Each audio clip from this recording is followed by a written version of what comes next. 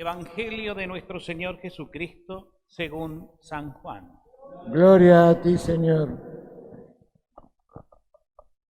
Cuando la multitud se dio cuenta de que Jesús y sus discípulos no estaban en el lugar donde el Señor había multiplicado los panes, subieron a las barcas y fueron a Cafarnaúm en busca de Jesús.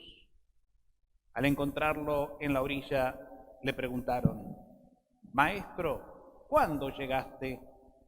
Jesús les respondió: Les aseguro que ustedes me buscan no porque vieron signos, sino porque han comido pan hasta saciarse.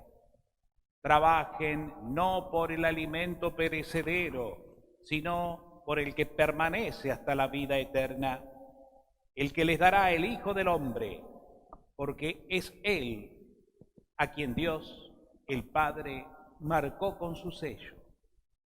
Ellos le preguntaron: ¿qué debemos hacer para realizar las obras de Dios? Jesús les respondió: La obra de Dios es que ustedes crean en aquel que Él ha enviado.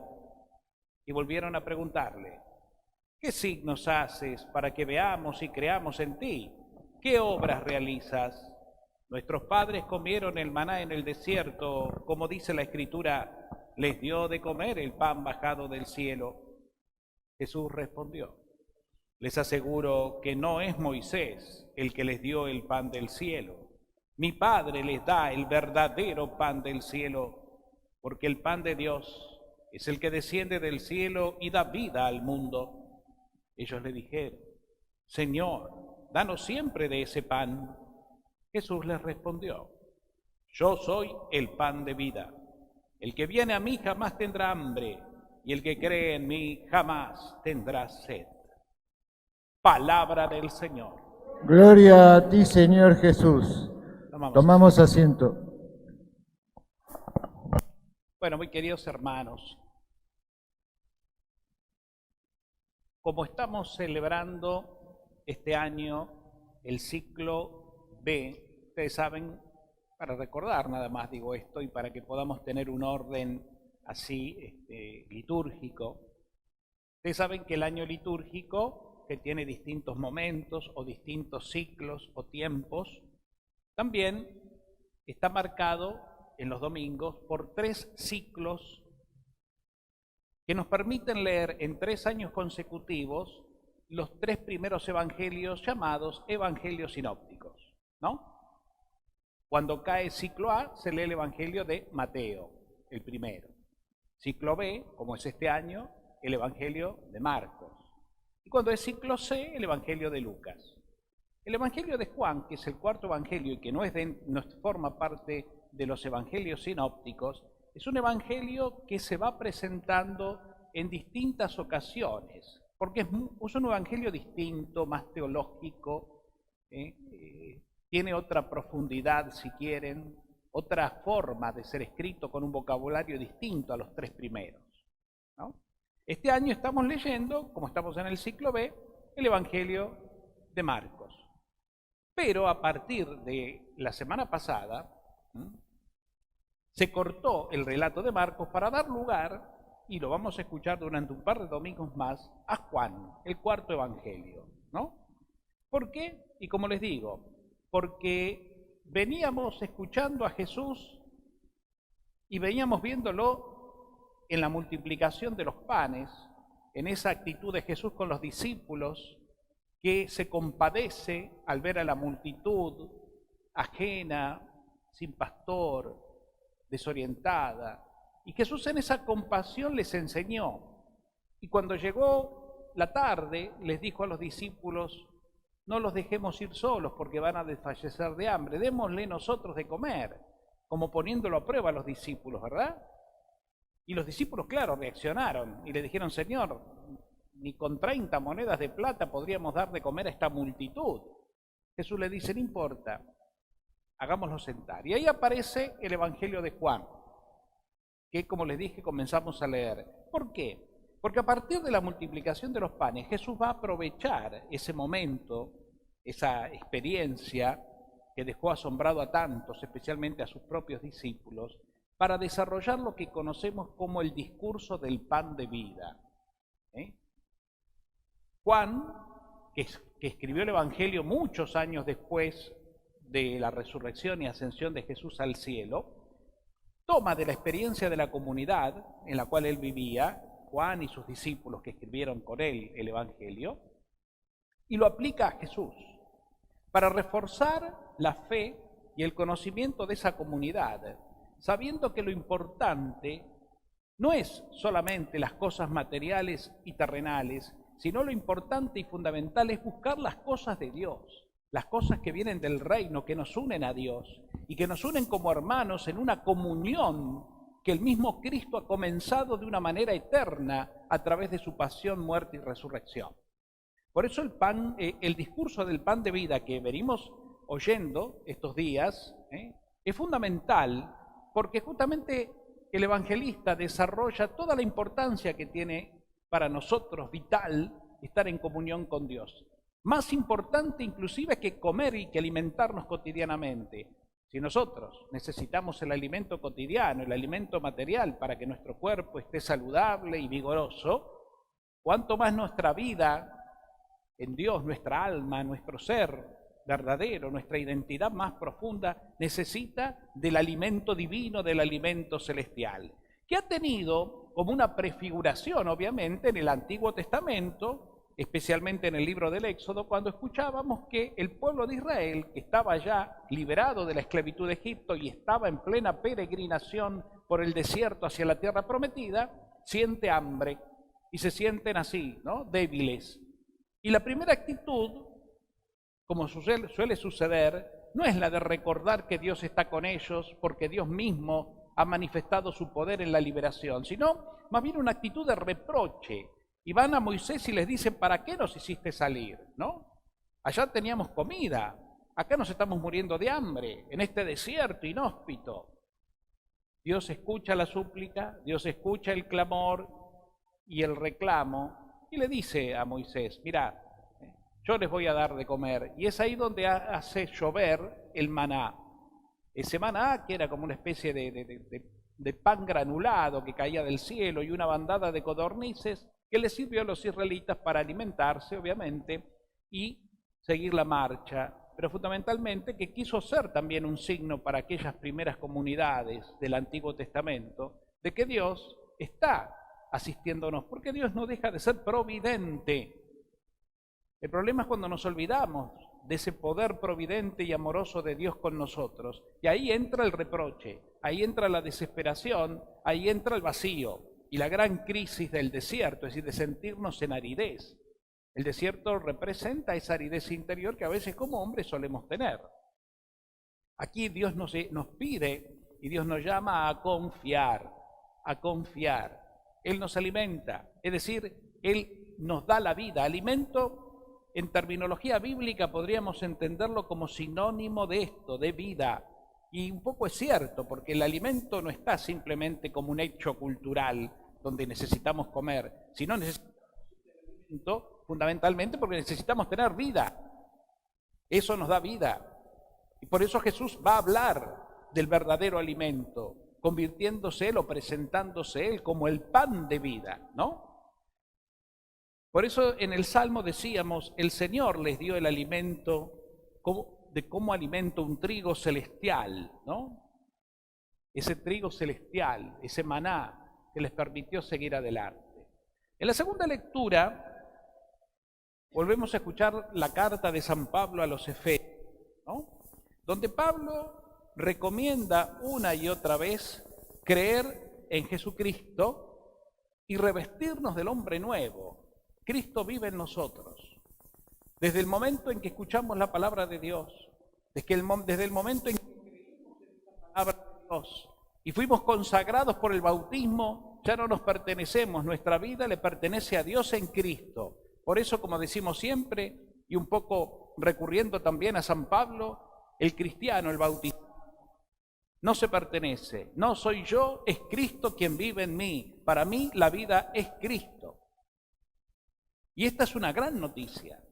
Porque si Cristo realmente vive en nosotros, y eso es así porque lo creemos y porque la palabra de Dios nos lo revela, tenemos que vivir en una paz y tenemos que aprender de ese Cristo vivo en mí, que confió tanto en la misericordia del Padre, que nos anunció tanto la cercanía del Padre, que nos anunció y que en esa dimensión podemos obtener la paz y el consuelo y la respuesta a todo lo que nos pasa en el mundo y a todo lo que el mundo no nos puede responder. El mundo no nos da respuestas eternas, el mundo nos da respuestas temporales. En las cosas terrenales vamos a encontrar respuestas que no nos van a saciar plenamente, sino las que vienen de Dios, son las que dejan nuestro corazón satisfecho, porque es la respuesta que da como consecuencia la paz, la armonía, la fortaleza, el entusiasmo a pesar de todo. Es esa fuerza de Dios que si creemos de pie y marchando hacia adelante, sabiendo que nada nos puede detener, ni la misma muerte puede detener a aquel que cree, aquella que cree profundamente en el poder de Dios, en el amor de Dios. Y los cristianos a eso, a renovar esa conciencia y el amor infinito de Dios. Dios me ama, Dios vive en mí, yo creo en Él, Él me abastece, Él me acompaña, no estoy solo, ya no soy huérfano, Él es mi pastor, nada me puede faltar. Y bueno, y en el Evangelio, como les decía entonces, volvemos a escuchar el relato de Juan. Dice que la multitud los buscaba. Después de aquella gran multiplicación de los panes, Jesús se fue con los discípulos al otro lado del lago de Galilea, a la otra orilla, pero resulta que la gente los buscaba y se enteró. Y dice que fueron bordeando el lago y los encontraron. Y le preguntaron, maestro, ¿cuándo llegaste? Te estamos buscando. Y Jesús acá comienza como, ven, a desafiarlos en la fe. Quiere llegar muy lejos Jesús. Y les dice, les aseguro que ustedes me buscan no porque vieron signos, sí porque se dieron cuenta quién soy en realidad. No, ustedes me buscan porque han comido pan hasta saciarse. Y aquí les dice, trabajen más bien por el alimento que permanece hasta la vida eterna, el que da el Hijo del Hombre. Y aquí vienen las grandes preguntas, como un diálogo. Ellos le dicen, bueno, ¿qué debemos hacer para realizar las obras de Dios? Y Jesús, miren, ¿qué le contesta? ¿Que tiene que hacer esto, aquello, lo otro? No. ¿Qué es lo que les dice? La obra de Dios que ustedes tienen que realizar es que crean en aquel que Dios ha enviado. Que crean.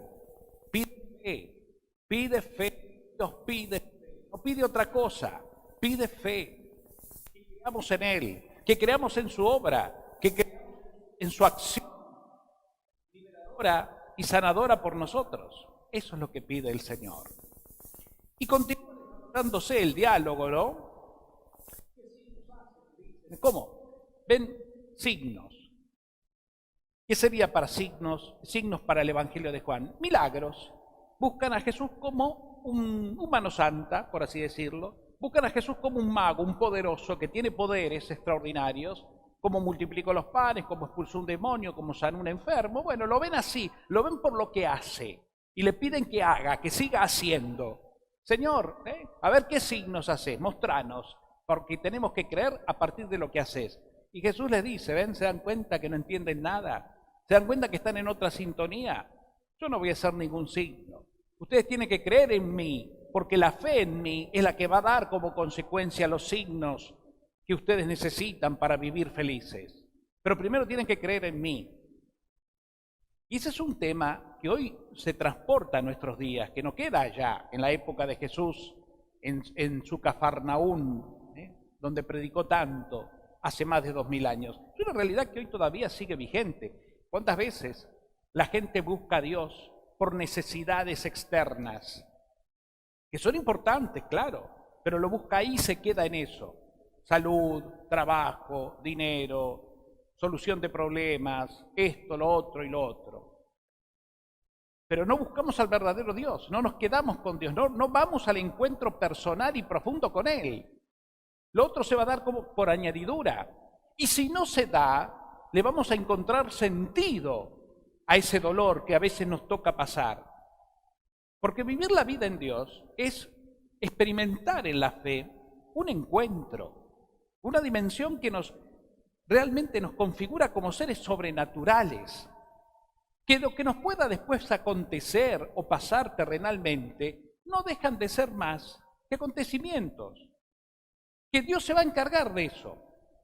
Dios nos puede sanar una enfermedad, Dios nos puede solucionar, por así decirlo, un problema, porque para Él nada es imposible, pero no lo podemos ni debemos buscarlo por eso, sino primero tenemos que buscar encontrarnos con Él, en esa, insisto, experiencia de corazón que se da en la intimidad, que se da en la oración, que se da en el silencio, que se da en la meditación de la palabra, en ese camino interior al corazón que cada uno hacemos cuando nos ponemos en presencia de Él y nos quedamos ahí quietitos en la fe, dejándolo que Él hable, de que Él se manifieste, de que Él se apodere de todo mi ser, porque me ama, porque tiene mucho para decirme, mucho para mostrarme, mucho para hacer por mí todavía, desde lo más íntimo de mi ser.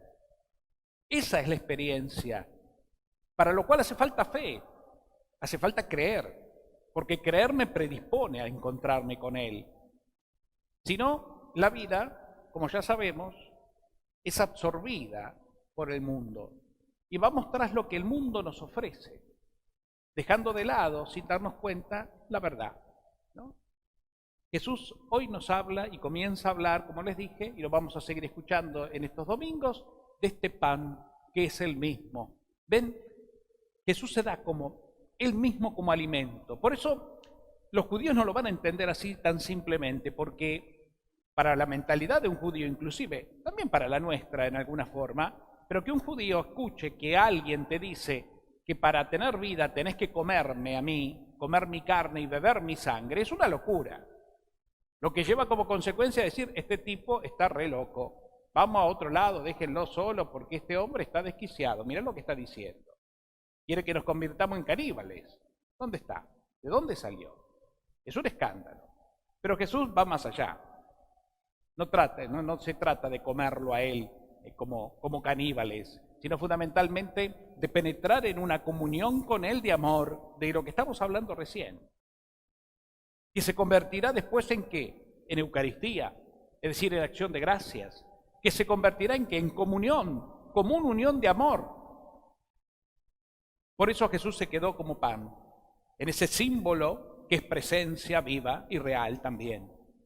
¿Para qué? Para que en el encuentro con Él, en la comida santa de cada misa, nosotros renovemos esa fuerza que nos da Él, en esa presencia. Fíjense, recibir a Cristo en la comunión no es más que prolongar y actualizar en el sacramento de la comunión lo que ya existe en mí, en vos, en cada uno. ¿Qué existe en mí? La presencia de Dios. Jesús ya está en mí.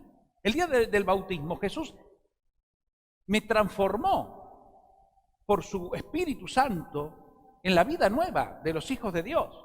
Es decir, que yo si soy hijo de mi Padre, Dios, es porque Cristo me hizo hijo del Padre, porque Él dio la vida por mí.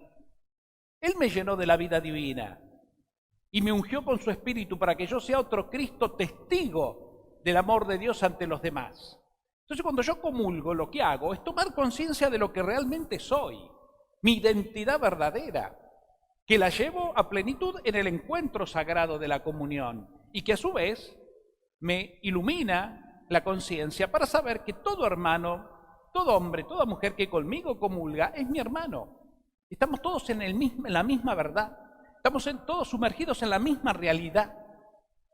Y eso es hermoso, la común unión. Por eso se llama comunión a venir a comulgar, al acto de acercarnos al altar a recibir el cuerpo y la sangre de Cristo. Comunión, común unión, unión indisoluble, unión de nueva alianza, nueva y eterna, unión que me capacita y me fortalece para que yo continúe en mi vida de cada día lo que Cristo ya comenzó en Él, anunciando el reino, siendo testigo del reino. Y sabiendo que estoy en las manos de Dios y que ya tengo en Dios la vida eterna ganada. Y que ya mis pecados han sido perdonados porque Cristo vive en mí y dio la vida por mí. Y que lo único que me espera es la herencia eterna. Ahora, todo esto, que es tan cierto, es cuestión de fe. Porque esto no se compra en ningún lado. Esto no va a venir un ángel a revelarnos con un signo extraordinario lo que Jesús explica o predica. Eso lo buscaban los judíos. ¿Qué signos haces? A ver, mostrarnos algo extraordinario. Y Jesús les dice, yo no tengo nada más que mostrarles. ¿Qué más quieren que les muestre? ¿Qué más quieren que les muestre? Si ustedes no van más allá y se quedan sobre todo solamente con el hecho milagroso, y miren, no van a llegar a encontrar el reino de Dios. Entonces, qué hermosa aventura nos ofrece el Señor. Es un desafío. Es un desafío que siempre fue el gran desafío del origen. Abraham, ¿se acuerdan ustedes? Hemos leído la vida de Isaac, de Jacob. ¿En qué consistió el encuentro? ¿En qué consistió la propuesta que Dios le hizo a ellos? En creer. Creer. En mí vas a ser padre de una multitud, aunque vos seas viejo y tu mujer estéril, porque para Dios nada es imposible. Lo mismo que le dijo a María, sos la elegida, la llena de gracia, no temas, porque para Dios nada es imposible. Y María creyó. Es decir, la respuesta de la historia de la salvación son personas de fe. Y podemos en la vida entonces, si quieren, los santos. Es como nosotros que tenían fe, que más allá de sus propias limitaciones humanas y de sus dudas, lo profundo de su ser, creyeron y en esa fe se unieron a Dios y lo sirvieron en los demás. Porque creer a Dios y experimentar a Dios en la fe nos va a llevar como consecuencia a creer y a poder así superar el lugar que tienen los dolores, las pruebas, las limitaciones y todo lo que de alguna manera en la vida encarar o soportar. Dios está con nosotros, ¿no? Queridos hermanos, no temamos. El amor de Dios ha sido derramado en nuestros corazones por el Espíritu Santo que se nos ha dado, de una vez y para siempre. Celebremos con alegría el don hermoso de ser consagrados, de ser otros Cristos. Celebremos el gozo de saber que compartimos la misma mesa de Dios, que el mismo Cristo nos sirve en cada Eucaristía, y que todo eso nos permita realmente entrar cada día en una intimidad más con Él y con los demás, para hacer de este mundo, ese mundo que a nosotros nos toca cotidianamente encarar en lo que cada uno hace y es, un mundo mejor. Un mundo mejor. Esa es tu misión, mi misión, la de cada uno, en el Señor. Y por la gracia que Él me dio, yo tengo que sembrar a los demás esta buena noticia. Que no todos quieren, que no todos entienden, que a no todos les interesa, porque para muchos sigue siendo una locura o un disparate, porque buscan la seguridad en lo concreto, en lo inmediato, en lo material, en lo tangible, y así está el mundo. Porque Dios no conviene, porque Dios tiene otros caminos, si quiere, lógica, que no es la del mundo, que sigue seguridades materiales. Dios va por otro lado. ¿Y quién se anima a ir por ese lado de Dios? Los hombres y mujeres. Intentamos poner todos los días, como podemos, pero con el corazón y por la gracia de Dios, nuestra vida en sus manos, para que Él haga de nosotros lo que Él quiera. Y aunque tengamos no desesperamos, porque Él está con nosotros. Vamos a recurrir entonces una vez más, como siempre, a la Virgen, a ella, la llena de gracia, la mujer del sí, un sí de fe, un sí de confianza en la palabra de Dios, para que ella con su intercesión nos aliente, nos asista, nos enseñe, nos acompañe a decirle sí a Dios. Que así sea. Y así sea.